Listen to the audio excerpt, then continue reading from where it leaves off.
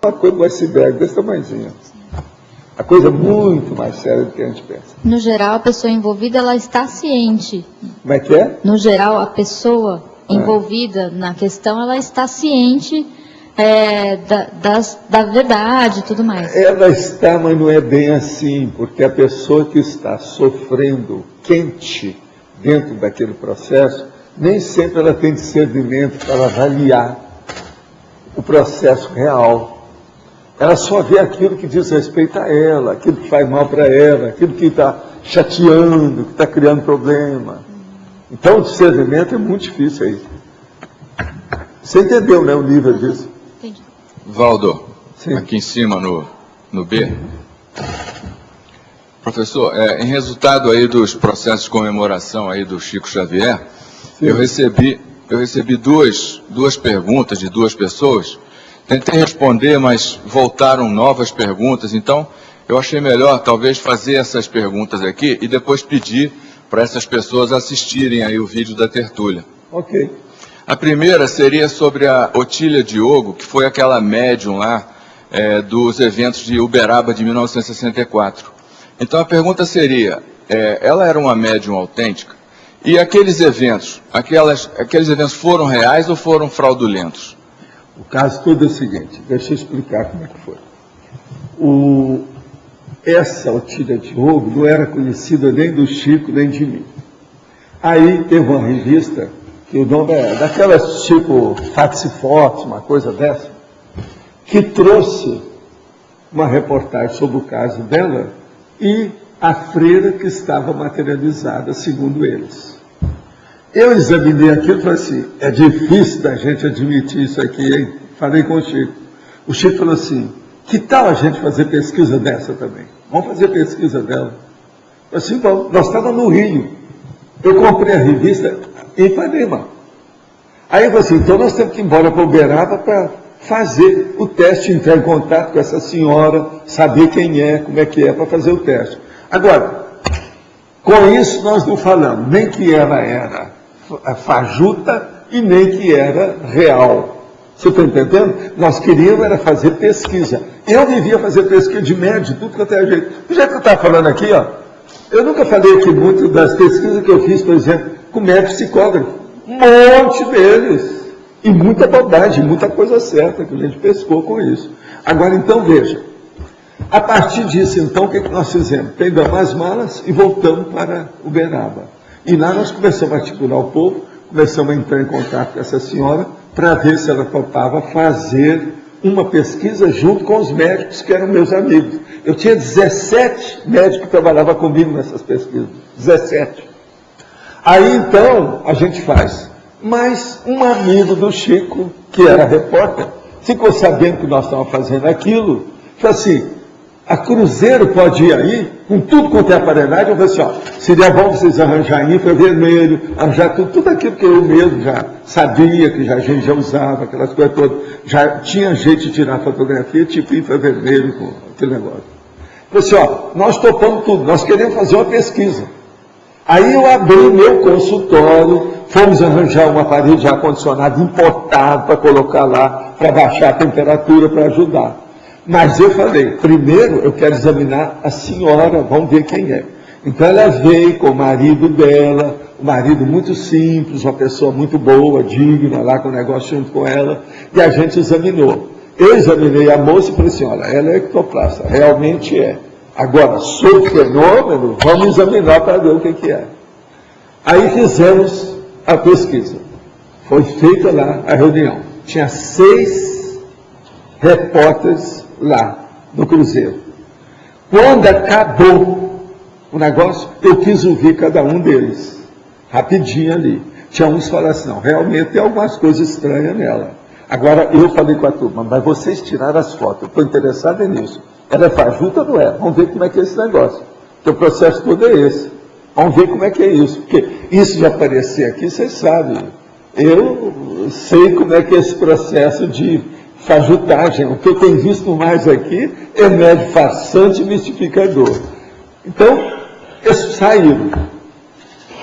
1, 2 dias depois daquilo, esse repórter, que era amigo do Chico, chama ele lá e me chama ao telefone. e fala para mim assim, Valdo, nós examinamos, tem muita coisa, a fajutagem mesmo. O negócio lá tem fotografia que não está certa, etc. Tal.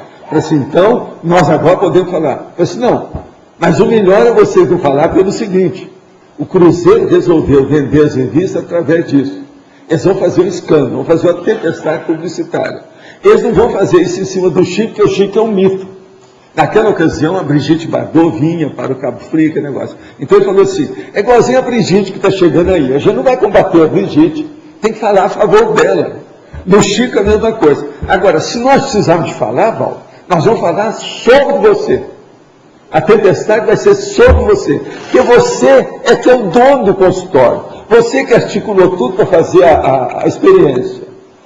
Aí eu falei com ele, vem cá, você sabe bem o que você está falando? A desonestidade desse processo? Assim, sei, mas veja, Valdo, eu aqui dentro eu sou um. Mas são eles que dominaram, eles decidiram fazer isso. Eles vão fazer um escândalo em cima do assunto.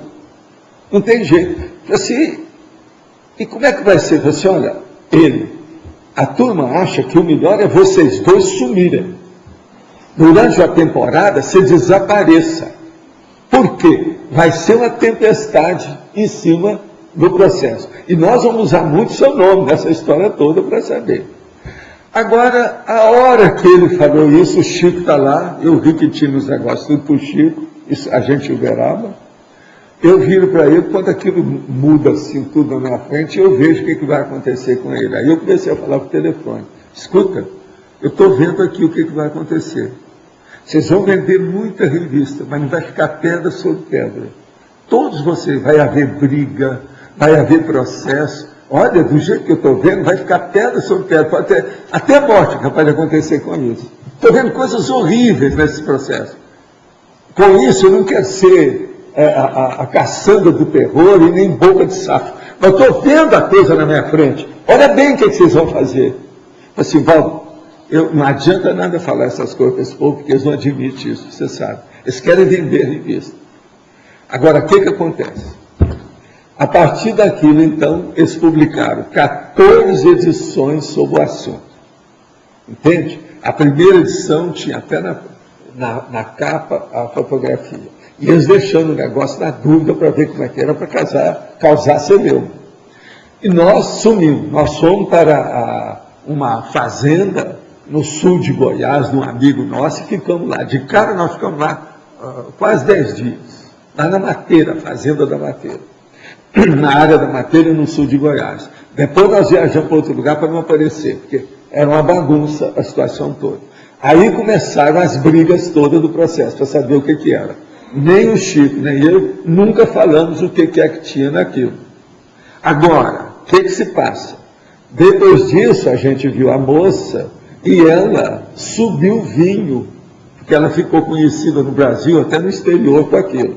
Foram vendidas das revistas 14.550.000 exemplares. Eu tenho as revistas tudo guardadas, uma boa parte delas aí, algumas exemplares desse negócio.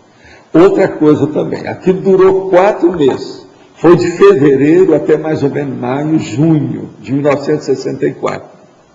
A tempestade continuou. Eu nunca falei, nem a favor, nem contra. Deixamos o negócio para ver o que acontecia. Agora, eles eram tão danados que, na época que o cara falou, ele falou assim, olha, estão me falando aqui para te dizer, Valdo, que isso vai ser bom para você. Você é uma pessoa que não é conhecida, você vai ficar conhecida até no exterior. Agora, veja, a imoralidade deles. Se eu fosse entrar naquilo, o que ia acontecer? Eu tinha que combater todo mundo. Todos os repórteres, a situação toda, eu ia lutar contra o condomínio acionário. Aquele povo todo, tinha até senador no meio deles. Você sabe que depois teve até morte. Teve um tal Balgata que saiu disso aí, que mataram o cara, que não sei o quê. Do jeitinho que eu falei. Aquilo passou alguns poucos anos depois, eu vi que o negócio desmoronou, tudo acabou, a revista acabou tudo. Agora, tudo foi por causa dessa fajutagem. Mas, Val, agora, conclusão. A moça tinha efeito físico, mas ela fraudava. Essa é que é a minha conclusão. Ela fraudava, sim. E depois, ela ficou doida para arranjar namorado. Teve isso também depois. Ela estava interessada em homem. O marido dela é um grande cara. Eu gostei tanto do marido dela com as coisas todas que uma vez me deram um terno de linho 120. 120 é aquele que se fala, que tem 120 linhas no centímetro quadrado. E como eu tinha mais ou menos a mesma biótipo, entende? Constituição igual a minha, eu vi que eu estava precisando de uma apresentação, uma coisa que ele ia fazer, eu dei o meu terno para ele, para vocês terem uma ideia. O Chico falou, mas você vai dar, meu filho, esse terno fora de série que você ganhou? Eu falei assim, ô Chico, eu não preciso de usar esse terno, agora ele precisa, ele tem que fazer uma apresentação, o homem. Ele ficou felicíssimo com o meu terno de linho 120, lógico, branco, fora de série. Nunca pude esquecer isso. Agora, a mulher, a gente viu que ela ficou toda perturbada. E o negócio piorou mais depois. A segunda pergunta seria sobre o processo das eventuais fraudes que o Chico Xavier teria cometido. Sim. Isso aí é outra coisa. O Chico gostava de fazer pesquisa com as outras pessoas. Foi isso que nós estávamos fazendo com essa Otília de Ouro. Você está entendendo? É outra coisa. Vocês sabem que esse negócio da Otília de Ouro, escreveram livros, muita gente veio defender a gente, todo mundo tem. A nossa intenção não tem nada a ver com aquele negócio. Você vai pesquisar um médico, você responde por aquilo que você viu na hora. Antes ou depois, você não tem nada a ver com isso. Agora, se você não pegar tudo que é médico que aparece, você não pesquisa ninguém. Você vai pegar 10 médicos, às vezes 8 deles fraudam. O que é? Você está pesquisando, você mete o pau. Eu mesmo, depois eu fiz pesquisa, depois que mexeu o movimento espírita, com dezenas de médicos. Eu fui para ver até o Agpaua, nas Filipinas. O povo não entende nada disso. Eles não sabem da minha vida. Agora, o que é que se passa? Eu vi, por exemplo, o Thomas Grimoto. O homem tem ectoplasma fora de série, mas ele também fraudava. E daí? O Mirabelli foi fora de série, os maiores médicos que o Brasil já teve. Eu estudei tudo sobre o Mirabelli. No fim da vida, ele estava fraudando. Como é que é isso? Então você tem que ver. Agora, eu sigo, e até esse povo aí precisa de ouvir, é isso. Que Allan Kardec falou mais ou menos uma sentença da seguinte maneira: é melhor, o ideal é a pessoa rejeitar 99 verdades a aceitar uma mentira. Isso é que era isso aí me ensinaram nas aulas de moral cristã, no catecismo espírita. Eu nunca pude esquecer, era isso que eu sempre levei. Então, eu sempre tive uma verdadeira antipatia pelo processo da mentiraria. Então, eu sempre combati isso. Agora, o que se passa com o Chico? Eu não conhecia bem o Chico, aquilo foi desenvolvendo, a situação toda. Mas quando eu já levei ele para lá, eu já tinha feito algumas experiências com ele na questão de psicografia. Mas aí, o que se passa? Ele, quando a gente instalou tudo, já tinha comunhão espírita cristã em Uberaba, a gente já tinha uma casa, aquela coisa toda, minha mãe estava lá, ajudava a gente. Naquela ocasião tinha até a Ana, que fazia comida para a gente, que era de casa, fora de série, a moça e tal. O que se passa? Eu vi que ele estava fazendo umas sessões que eu não participava, que eram as sessões da Sheila, que eu chamava. Sessões, e às vezes falavam dos perfumes da Sheila.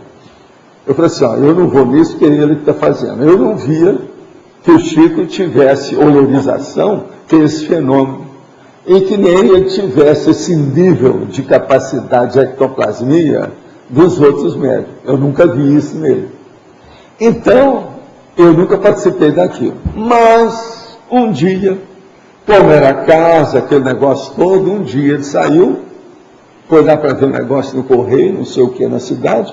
Eu estava atendendo os outros, quando eu acabei de atender, fui em casa, cheguei, o armário dele estava com a porta aberta. Eu então fui lá para fechar a porta do armário. A hora que eu fui fechar a porta do armário, eu vi um saco cheio de frasco. Eu falei assim, o que é isso? Aí fui olhar, estava aquele cheiro de rosa. Aí fui olhar o que era, como é que eram os troços, aquele monte de frasco. Tinha alguns que estavam cheios, tinha muitos que estavam vazios. Aí eu comecei a analisar os negócios. Eu disse, eu não estou entendendo o que o Chico faz com isso. Como é que eu nunca vi essas coisas? Aí Examinei tudo, tipo detetive, caladinho em casa, vendo o que é que se passava. E chamei-o de lado, depois que eu verifiquei tudo. Ele arranjava os frascos, presta atenção. E hoje, aí na internet, tem lá um cara que viu isso também. Escreveu lá. Naqueles dados lá que me deram aí sobre os blogs do povo, tem um cara lá que está falando a mesma coisa que eu vi. O problema é o seguinte, o que eu averiguei na ocasião? Que ele usava os perfumes que eram comprados na Viagem de Ouro, em São Paulo. O perfume era de rosa. Rosa era o perfume dessa ex-enfermeira da guerra, que era a Sheila, a irmã Sheila, como eles chamavam. Agora, o que se passa? Existe um pequeno objeto que coloca perfume dentro, se aperta assim, aquilo exala na hora. Tudo indica que é o que ele usava lá na história. Agora, o que eu vi que ele usava é que ele depois pegava aqueles frascos e julgava no esbarrancado da mata do carrinho que a tinha lá até hoje. E que esse homem falou que ele é que era um dos taxistas que levava o Chico para julgar fora. E ele foi lá e foi examinar e viu que era tudo Viagem de Ouro, os frascos do perfume, tudo de rosa. Que aquilo tudo ficou impregnado, cheirava tudo o negócio. Agora, o que é que se passa? A hora que eu vi aquilo tudo, eu então chego para o Chico e falo assim, olha, eu quero combinar uma coisa com você. Eu já tinha um trato com ele, que eu ia trabalhar e ajudar tudo para expandir as coisas dele toda, mas ele já sabia que eu era contra tudo quanto era mistificação e fato. Que eu não tinha temperamento, eu tinha uma verdadeira idiosincrasia a esse processo. Eu já sabia que eu só estudava fenômeno desde pequeno. Esse negócio das 99 verdades e uma mentira, eu já falava isso todo dia, eu sabia. Aí o Chico, na minha frente, começou a chorar. Eu falei assim, ó Chico, eu não quero fazer você chorar. A única coisa então que eu te peço é o seguinte, a minha intenção não é essa, eu nunca mais vou fazer advertência nenhuma, nem combinar com você qualquer coisa aqui, mas tem uma coisa, eu nunca vou participar dessas sessões. Você pode fazer o que você quiser, nessas eu não entro. Aí ele falou assim, mas meu filho, eu não posso desencorajar essas pessoas, todas elas confiam, isso aí ajuda tanta gente com a situação toda. Eu falei assim, Chico, você é autêntico nessa sua psicografia, nas coisas que nós recebemos, esse negócio todo, não precisa disso. As consciências são muito avançadas, esses espíritos encarnados são bons, vocês são bem intencionados, a gente não precisa estar fazendo fajutagem, sujeira dessa história. Para que uma farsa nesse negócio? Eu falei assim, não, mas esse povo, eu não consigo viver sem esse processo. Aí eu falei assim, então, ó, você segue, nessa eu não estou. Agora, isso quando aconteceu, eu já estava instalado no Uberaba, as coisas estavam tudo daquele jeito. Ele ainda fez muitas sessões da Sheila enquanto eu estava lá. Vocês nunca viram fotografia minha com qualquer sessão dessa com ele na Sheila. No entanto, as outras de sessão pública de psicografia, tem milhares delas por aí, porque essa eu participava. Agora, o que se passa? Uma coisa era o Chico Xavier com esse processo de mistificação a respeito, porque ele queria ajudar os outros. A intenção dele era boa, mas não tinha discernimento nenhum, é aquilo que nós estávamos falando. E outra coisa, é ele participar sendo os outros médiuns. Ele fez pesquisa, inclusive com o Peixotinho, que era autêntico, que tinha que tocar as vias, tudo isso. Ele fez com muitos outros. Ele viu muito processo de efeito físico com outras pessoas. Agora, o problema é esse dele. O povo aí na internet está pensando que as duas coisas é uma coisa só, não tem nada a ver. São coisas diferentes. Agora, o que se passa? Eu, a partir daquele dia, eu vi e falei assim, eu não posso confiar nas coisas todas dele. Eu vou ajudar em tudo que eu posso, até o dia que eu vou deixar tudo isso. Naquela ocasião, eu já sabia, porque quando nós começamos a trabalhar, eu falei com ele, você não espera que eu vou ficar o resto da vida com você. E eu ainda falei com ele bem claro a situação da seguinte maneira, ele admitia tudo isso.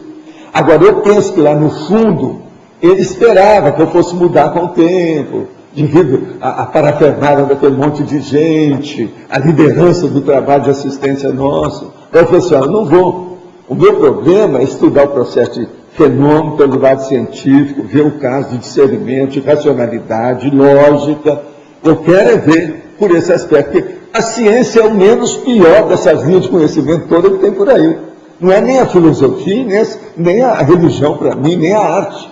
O processo é a ciência.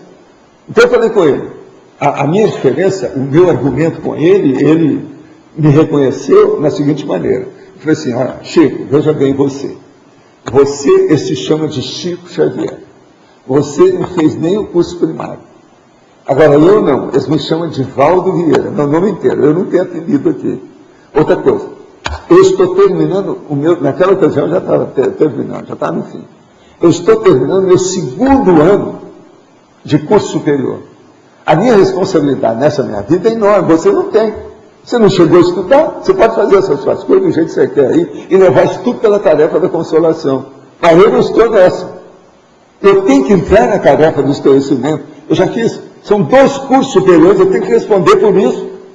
Como é que fica a minha programação de vida? Como é que fica isso? Então, eu comecei a falar para ele, olha, o Espiritismo fala muito em tarefa da consolação. Eu sou da tarefa do esclarecimento. Não adianta esse povo torcer a barra e dizer que o Espiritismo está fazendo tarefa de esclarecimento. Não está. Na hora que você pode fraudar nas reuniões da Sheila, mostra que não tem esclarecimento disso. Então, as 99 verdades e uma mentira, de acordo com o espaço há muito tempo. Allan Kardec está no buraco há muito tempo. Essa é a minha realidade com o Chico. Agora veja, eu estou calado esses anos todos. Quando ele viveu, eu estou aí. Eu falei para ele, eu não vou falar nada disso. Agora, se amanhã começarem a vir em cima de mim para falar, você sabe, eu vou ser obrigado a abrir um jogo dessa história toda. É o que está acontecendo agora. Vieram em cima de mim, depois do centenário, o homem já dessomou faz 8 anos, essa situação toda, hoje ele está bem, ele cumpriu as coisas que ele queria, eu cumpri a minha tarefa com ele, que era de melhorar o processo da vida dele, de tirar do maior escândalo dele. Esse povo todo está fazendo isso, está fazendo filme, fazendo livro, fazendo reportagem, fazendo artigos e tudo quanto é jeito aí. A maioria está evitando que eu tirei o Chico da pior condição que ele estava na vida dele, sob um escândalo, chorando de dia e de noite lá comigo. E levei para Uberaba, foi eu que levei. Os primeiros 9 postos que levaram para lá, eu tirei dinheiro do meu bolso para fazer aquilo. Eu não tinha muito dinheiro. O povo não sabe disso, mas os amparadores sabem. Emmanuel sabia disso. Esse povo todo sabia disso, por isso que eles me deram força. Agora, vem, esse povo tudo aí interpretando as coisas ao modo deles. Não viveram nada, não viram nada, não estudaram nada. Agora, veja, está tudo igual a turma do Cruzeiro. Eu acho que o Cruzeiro criou uma escola de mentiraria. Tudo criado por eles. Só uma vergonha aquilo tudo que eles fizeram. Valdo, e a última questão é que um deles, que mandou as perguntas, comentou que meias verdades são mentiras inteiras. Né? Então, até eu estou de pleno acordo, é o caso de Allan Kardec. Mas nós não podemos, se você começar a ficar e querer a verdade como sendo básica, você não vive com ninguém. Presta atenção. Eu via que o Chico era bem intencionado, estava fazendo bem, melhor que a maioria do povo que eu conhecia, os médicos todos. Eu vou ajudar o homem, por que não? Agora, isso de defeito, quem é que não tem defeito? Essa pessoa que falou, ele é perfeito? Ele é serenão? A verdade é muito difícil. Difícil de falar, difícil de viver, difícil de exemplificar, difícil de comprovar. A gente tem que fazer muita experiência para chegar nisso. A minha vida toda foi baseada nisso. E outra coisa, eu tenho a verdade relativa de ponta. Eu não penso na verdade absoluta, que isso não existe. Mas agora, a verdade relativa daquele momento evolutivo tem. Naquele momento, eu fiz o que eu pude com o Chico Xavier. Agora veja, tudo que ele queria, a gente obteve. O Espiritismo aumentou, nós levamos o Espiritismo para a Europa, para os Estados Unidos, estivemos no site News juntos, tudo eu falei que eu ia mexer com esses meus amigos dentro da Europa, porque naquela ocasião eu já tinha publicado até artigo meu na Europa. Tivemos com o comandante lá, a turma lá da Rua do Salitre, em Portugal. Implantamos o negócio lá com o nosso amigo, lá nos Estados Unidos, um centro espiritualista. Publicamos um livro lá na Philosophical Library, que é das mais sérias e cotadas dos Estados Unidos nisso. Tem lá o nosso livro, mediúnico, coisa que eles nunca tinham feito. Olha só, o que é que nós não conseguimos dentro disso? Outra coisa, todo o trabalho do Chico aumentou com isso, as nossas assistências, o processo de distribuição de tudo que a gente fazia em matéria de TACOM aumentou demais. O próprio Cruzeiro fez reportagem lá conosco, com 17 mil pessoas que a gente assistia de 3 em 3 meses. Outra coisa também séria, o Chico queria aumentar o número de livros. Comigo as coisas aumentaram demais. Teve ano lá que a gente publicou 17 títulos num ano só. Só para você ter uma ideia. Agora, eu publiquei com ele, em parceria, só eu, 17 livros. Fora isso, eu publiquei mais 9 livros. Ao todo são 26 que eu publiquei psicografado. Foi livro psicografado. Agora, o meu problema para essa turma é pensar o seguinte: o que eu queria era trabalhar com intermissivista. No Espiritismo, a maioria não são intermissivistas. Os que eram, saíram de lá e me acompanharam. Intermissivista é aquela consciência que durante a intermissão, antes dele renascer, ele fez o curso intermissivo. Que são vocês aqui, a maioria são intermissivistas. É isso que interessa. Não é gente de religião, não é gente de iniciação, não é gente de misticismo, é gente de racionalidade. Que estão fazendo a PROEX, a programação especial. Eu estou fazendo o que eu vim cumprir. Agora, o Chico, ele cumpriu tudo. Eu sempre falei, ele é fora de série. Ele é um completista, quer dizer, completou tudo que ele veio fazer dentro da tarefa da consolação, que é a TACOM. A tarefa da consolação tem essas coisas todas. Só esses caras todos aí, as religiões todas estão aí. Os governos, às vezes, estão fazendo. Por exemplo, o Lula, com todo o processo do PT, com toda a corrupção, está fazendo tarefa da consolação. Esse parque, essas coisas todas, tudo é tarefa da consolação. Não há verdade de ponta nessa história. Não há esclarecimento em nada disso. É tanto que a educação do Brasil está a zero. Estão tentando agora ver se melhora. Estuda por quê? Porque não tem TARES, não tem a tarefa de esclarecimento. Está mais ou menos claro aí o que a gente quer? Se esse povo quiser, manda fazer perguntas. O melhor para eles seria eles vir aqui e a gente debater, da boca para o ouvido, olho no olho, mostrar a realidade. Eu estou vivo. Vem aqui esse povo para ver se eu estou gadá, se estou doido, qualquer coisa. Do jeito que eu estava falando aí com o nosso amigo agora há pouco. O problema é esse. Beleza, eu acho que esse é o caminho. Eu acho que atendeu bem as questões, eu te agradeço aí bastante. Obrigado. Agora aqui, ó.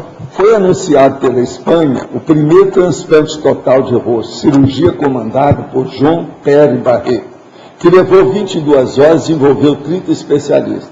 O paciente que passa bem recebeu osso, vasos sanguíneos e até dentes do doador. A operação aconteceu em março. Com o correr do tempo, haverá um rompimento psicossoma do receptor no rosto, servindo de teática extrafísica dessa hipótese. O determinismo da face doada não prevalecerá? Não tem nada disso. As energias são outras. Quem já está